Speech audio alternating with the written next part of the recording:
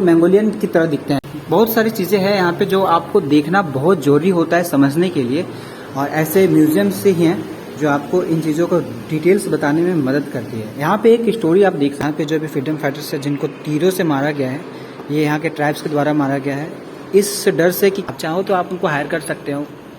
Guys कुछ दर्दनाक pictures आपको दिखाना चाहता हूँ, जिसके बाद शायद आपको जापानीज से भी नफरत होने लगेगी। जब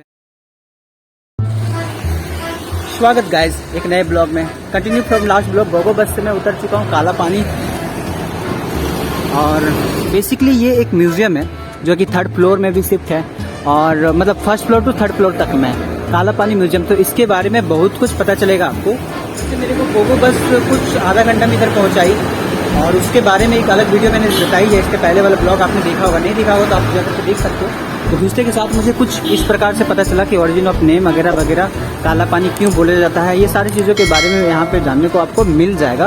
आप चाहे तो वीडियो को पॉज करके ये सारे पढ़ सकते हैं। मैं थोड़ी देर के लिए, थोड़े सेकंड के लिए, कुछ सेकंड के लिए यहाँ पे रोक रहा हूँ, आप पढ़ लेना। फिलहाल तो मुझे यहाँ से टिकट कटवाना पड़ेगा, क्योंकि म्यूजियम एक ऐसा प्लेस होता है जहाँ पे आपकी हिस्ट्री के जितने भी चीज़ें होती है उसको संग्रहित करके रखा जाता है। काला पानी का जो जेल बना है उससे पहले बहुत सारी चीज़ें हुई हैं यहाँ पे, जिसको इस संग्रहालय में रखा गया है। आप यहाँ पे एक और बोर्ड पढ़ सकते हैं, आइलैंड इन द सन। तो बहुत कुछ यहाँ पे आप देख सकते हैं। आप मेरी वीडियो को रोक करके पढ़ लोगे गाइज, होप सो। तो ये है टिकट काउंटर। यहाँ पे साफ साफ लिखा है photography of photos and document strictly prohibited. तो इस जगह पे मैंने एक्चुअली पहले ही कार्ड को कटवा लिया था, और मुझे लगा कि एक ब्लॉग बनाना चाहिए, तब मैंने इस ब्लॉग को शूट किया है। तो काला पानी ये मुझे 250 रुपये का टिकट 150 में मिला है। और ऐसे कैसे मिला है, अगर आप किसी और व्हीकल से आते हो तो शायद 250 लग जाए, बट आप गोगो बस से आते हो क्योंकि गोगो टूरिस्ट के लिए ही है, तो आपको उस ये पे कुछ डिस्काउंट मिल जाता है। 150 एक्चुअली लोकल लोगों के लिए है। तो यहाँ से संग्रहालय स्टार्ट होता है, और मैं कुछ मेन इंपॉर्टेंट चीज़ों को मैं दिखाना चाहूँगा। इससे भी आप रोक करके देख सकते हो। बस मैं बताना चाहूँगा इस मैप के साथ कि 572 टोटल आइलैंड है अंडमान एंड निकोबार में टोटल में, जिसमें से 36 जो है वो इनहेबिटेड है, मतलब उसमें लाइफ है या फिर उनसे संपर्क में है वो 36 आइलैंड। और 2 आइलैंड्स अभी भी वहाँ पे कुछ चीज़ें चल रही हैं, हो सकता है बाद में वो यूटिलाइज की जाए 572 में से। और निकोबार के बारे में यहाँ पे बहुत कुछ आप जान सकते हैं, बहुत सारे ट्राइब्स, क्योंकि यहाँ पे टोटल अंडमान निकोबार में 6 ट्राइब है। 4 आपको टोटल अंडमान में मिल जाते हैं, 2 आपको निकोबार में मिल जाते हैं। तो 4 कुछ हाँ। और ये ग्रेट अंडमानीज एंड ये भारत आने वाले जो है जारवा और है उंगीस। तो यहाँ पे 4 हैं, और वो निकोबार में आप 2 ट्राइब्स देखेंगे, और निकोबार में आपको 2 ट्राइब में से एक ट्राइब मिलेगा निकोबारीज शोम्पेन, जो मंगोलियन की तरह दिखते हैं। बहुत सारी चीज़ें हैं यहाँ पे जो आपको देखना बहुत ज़रूरी होता है समझने के लिए, और ऐसे म्यूजियम से ही हैं जो आपको इन चीज़ों को डिटेल्स बताने में मदद करती है। यहाँ पे एक स्टोरी आप देख सकते हैं, जो कि बेसिकली पता चलता है कि वहाँ जो निकोबार में लोग रहते हैं, या फिर वहाँ के जो अपने ट्राइब्स रहते हैं, तो खूब बड़े बड़े घर होते हैं। एक घर में तकरीबन 100 लोग के आसपास रहते हैं। और कुछ इस प्रकार से वहाँ पे जब भी ट्राइब्स का कोई फेस्टिवल होता है तो उस प्रकार से फेस्टिवल को मनाया जाता है। शुगर जिनको ये नारियल खिलाती हैं, एक स्टोरी यहाँ पे बनाया गया है कि वो नारियल खिला रही है लेडी, और इसलिए उनको खिलाती हैं शुद्ध तरीके से, क्योंकि उनको भी इनका हनन करना होता है। तो बहुत सारे ऐसी चीज़ें मिल जाती हैं यहाँ पर देखने के लिए, जिससे आप लाइफ के बारे में समझ सकते हो, लाइफ के हिस्ट्रीज के बारे में समझ सकते हो कि हिस्ट्रीज में क्या बीता, अंडमान में कैसा शासन रहा अंग्रेजों का आने के बाद, यहाँ के लोगों के साथ क्या फाइट हुआ। तो बहुत सारी चीज़ें ऐसे देखने को मिल जाती हैं। तो चलिए गाइस, मैं कुछ आपको फुटेज दिखाता हूँ। कंप्लीटली तो आपको नहीं दिखा पाऊंगा, बिकॉज ऐसे में तो आप बोर हो जाओगे। कभी आप यहाँ पे आए तो आप विजिट करके जरूर देखिएगा। तो एक छोटी सी स्टोरी यहाँ पे दिखाई गई है। नारियल के पौधे देख सकते हैं, अंदर में इतने सारे डिजाइन्स देख सकते हैं, वो ट्राइब्स के द्वारा बनाई गई पेंटिंग्स आप देख सकते हैं, और उनके कुछ कल्चर। तो कुछ करके मैं इस वीडियो में आपको दिखाऊंगा। गाइस म्यूजियम में बहुत सारे ऐसे जगह है जहाँ पे रेस्ट्रिकेटेड है, मैं यूज़ नहीं कर सकता फोन का। और अच्छा भी ये गाइस कि जब भी आप यहाँ पे आते हैं तो खुद से भी देखिए। अभी जिस वक्त मैं जिस जगह पे खड़ा हूँ उस जगह से कुछ हिस्ट्री पता चलती है। अगर फर्स्ट टाइम अंडमान में आए होंगे ब्रिटिशर्स या फिर औपनिवेशिक शासन, तो कुछ कैसा माहौल बना होगा या कैसा रहा होगा, मैं आपको दिखाना चाहता हूँ। इसको मैं दिखा सकता हूँ, बाकी जितने भी मोमेंटम्स आप पीछे देख रहे हैं, मोमेंट्स देख रहे हैं, उसको मैं नहीं दिखा सकता क्योंकि बहुत दुर्लभ है। तो इस चीज़ को आप देख करके समझ सकते हैं। एक वक्त जब अंग्रेजों का पूरी दुनिया में जब बोलबाला था, तब इन्होंने इस जगह को भी कैप्चर करने का सोचा, और 1718 के दशक में इस जगह पे जब यहाँ पे आकर के ये लोग विजिट कर रहे होंगे तो कुछ इस प्रकार से माहौल बना होगा कि यहाँ पे आकर के इनकी नाव फंसती है और इनको पता चलता है कि यहाँ पे एक टापू है। तो कुछ वन्य प्राणी या फिर मतलब कह सकते हैं जो भी यहाँ के लोकल ट्राइब्स हैं, क्योंकि वो औपनिवेशी के बाहर से आए हुए हैं, तो उनसे कुछ इनकी झड़प होती है और झड़प होने के बाद जब इनको ख़त्म कर देते हैं तो कुछ इन नावों में बचे कुछ सामान जो भी मिलते हैं उनको वो अपने ज़रूरत के हिसाब से यूज करते हैं, तीर बनाने में या फिर अपने खाने को लेकर के या फिर कुछ भी करके। तो उस वक्त के नज़ारों को पेश किया गया है इस संग्रहालय में। एक स्टोरी बखूबी आपको ये बयां करती है कि किस प्रकार से लाइफ हुई होगी उस पुराने काल में। ये बैटल ऑफ अबरडीन रोक करके आप देख सकते हैं एक बार फिर। और यहाँ पे एक स्टोरी है जिसको मैं बताना चाहूँगा।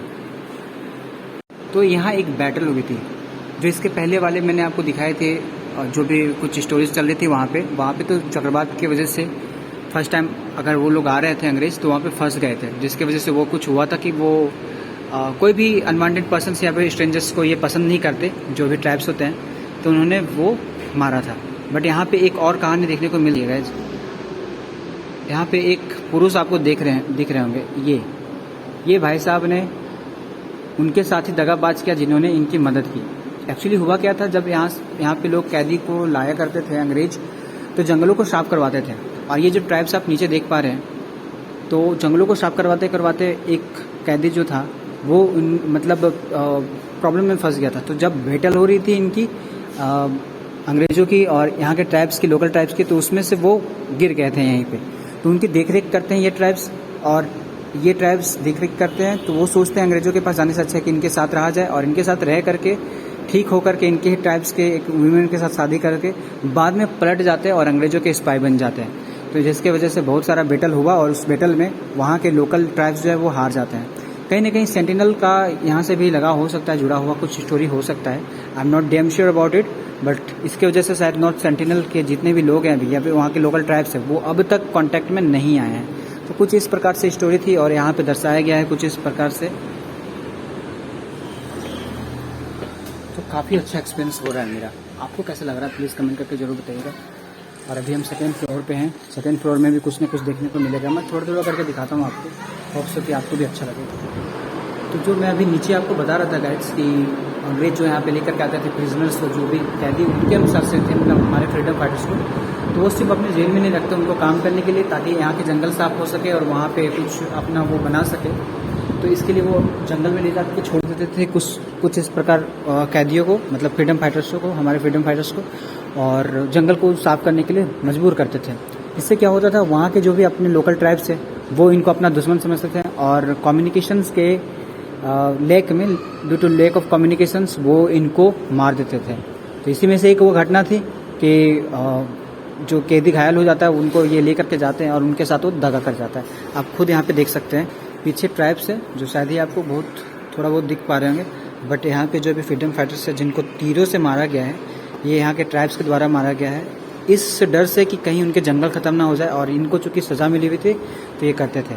अब अंग्रेज़ों के लिए काम इतना आसान हो जाता था कि इनको जंगल में भेज देते थे, और जंगल में कोई भी कीट मकोड़े सांप जो भी होते थे, या तो इनसे इन फ्रीडम फाइटर्सों की देहांत हो जाती थी, या फिर जो भी ट्राइब्स बचे हुए वो ट्राइब्स इनको मार देते थे।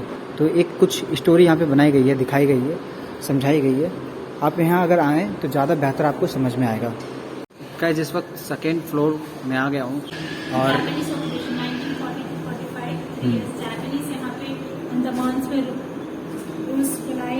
मैंने सेलुलर जेल में भी बोला था कि यहाँ जापानीज ऑक्यूपेशंस होने के बाद इनकी भी काफ़ी क्रूरता हुई है यहाँ के मतलब हमारे फ्रीडम फाइटर्स के साथ। तो यहाँ पे एक स्पाई केस में कि कहीं ये स्पाई तो नहीं है जो भी इंडियंस यहाँ पे कैदी हैं, तो उन्होंने एल नाम का शेप बनाया था यहीं पे। उन्हीं 40 और 45 के कुछ तकरीबन कॉन्विक्ट्स थे, उनके मदद से 44 थे तकरीबन, और उन्हीं गड्ढों में मार दिया गया था, मार करके दफन कर दिया गया। और ये हुआ था 1944 में।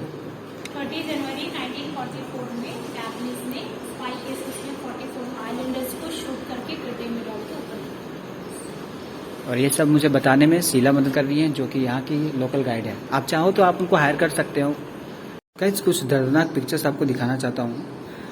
जिसके बाद शायद आपको जापानीज से भी नफरत होने लगेगी। जब यहाँ पे जापानीज ऑक्यूपेशन हुई थी तो जापानीज जो है वो इंडियंस को सही यातनाएं देते थे जैसे अंग्रेज देते थे। कुछ इस प्रकार नाखूनों को उखाड़ते थे, नाखूनों में सुई चुभोते थे। इससे पहले मैंने दिखाया कि दोनों पैरों को साइड करके नीचे में आग लगा दी जाती थी, ऊपर में रस्सियों से बांध दी जाती थी। यहाँ के बाद एक पिक्चर्स है वहाँ पे तो कुछ एक अलग ही रोल किया गया है। मतलब एक टापू में ले जा करके छोड़ देते हैं, वहाँ पे उनको खाना बोल करके कि उधर खाना मिलेगा, और फिर उसको छोड़ देते हैं। फिर उनके ऊपर समुद्री जहाज चलवा दिया जाता है। तो बहुत सारी क्रूरता की गई है जापानीज सेनाओं के द्वारा भी। तो गाइस अब मैं सबसे टॉप फ्लोर पे जा रहा हूँ और काफ़ी चीज़ों को जान रहा हूँ मैं, और काफ़ी एक अच्छा अलग एक्सपीरियंस हो रहा है मेरा। ये है टॉप फ्लोर, और इस टॉप फ्लोर में कुछ इस प्रकार से देखने को मिल रहा है। इस जगह पे आई गेस कुछ डॉक्यूमेंट्री होती है जो कि अंडमान निकोबार की जो भी हिस्ट्रीज़ है उनको बच्चों को, स्कूली बच्चों को दिखाई जाती है प्रैक्टिकली ज्ञान के लिए, नॉलेज के लिए।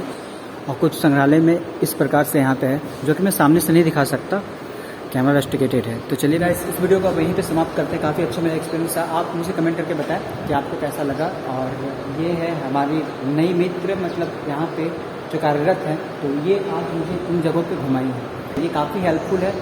अगर आप नए हो तो ज़्यादा अच्छा होगा कि ये आपको डायरेक्ट कर दे, तो प्लीज़ एक बार संपर्क इनसे ज़रूर कीजिएगा।